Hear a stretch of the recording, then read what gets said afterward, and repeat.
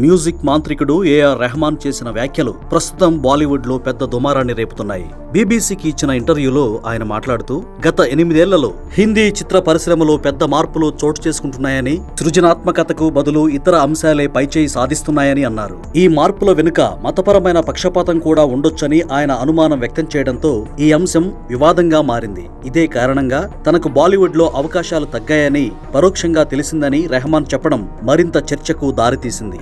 ఈ వ్యాఖ్యలు సోషల్ మీడియాలో వైరల్ కావడంతో భిన్నాభిప్రాయాలు వ్యక్తమయ్యాయి. కొందరు బాలీవుడ్ లో గ్రూప్ రాజకీయాలు, పక్షపాతాలు నిజంగానే ఉన్నాయని రెహమాన్ కు మద్దతు తెలపగా, మరికొందరు మాత్రం ఒక అంతర్జాతీయ స్థాయి కళాకారుడు మతాన్ని ప్రస్తావించడం తగదని విమర్శించారు. ఈ వివాదం మధ్య నటి కంగనా రనౌత్ రంగంలోకి దిగి రెహమాన్ పై ఘాటైన వ్యాఖ్యలు చేశారు. కంగనా తన ఇన్స్టాగ్రామ్ స్టోరీలో మాట్లాడుతూ, తాను బీజేపీకి మద్దతు ఇస్తున్నందుకు ఇండస్ట్రీలో ఎన్నో వివక్షలు ఎదుర్కొంటున్నానని, కానీ రెహమాన్ లాంటి పక్షపాత వైఖరి ఉన్న వ్యక్తిని ఎప్పుడూ చూడలేదని ఆరోపించారు. అలాగే తాను దర్శకత్వం వహించిన ఎమర్జెన్సీ సినిమాకు సంగీతం అందించమని రెహమాన్ ను సంప్రదించారని, అయితే ఆయన కథ వినడానికే అంగీకరించలేదని తెలిపారు. ఆ చిత్రం ఒక వర్గానికి అనుకూల ప్రచారమని భావించి ఆయన దూరంగా ఉన్నారని కంగనా వ్యాఖ్యానించారు. వివాదం మరింత ముదిరే సూచనలు కనిపించడంతో రెహమాన్ ఒక వీడియో విడుదల చేసి వివరణ ఇచ్చారు. తన మాటలను వక్రీకరించారని, భారత్ నాకు ఇల్లు, నా ప్రేరణ అని స్పష్టం చేశారు. తాను దేశాన్ని గాని ప్రజలను గాని ఎప్పుడూ తక్కువ చేయలేదని,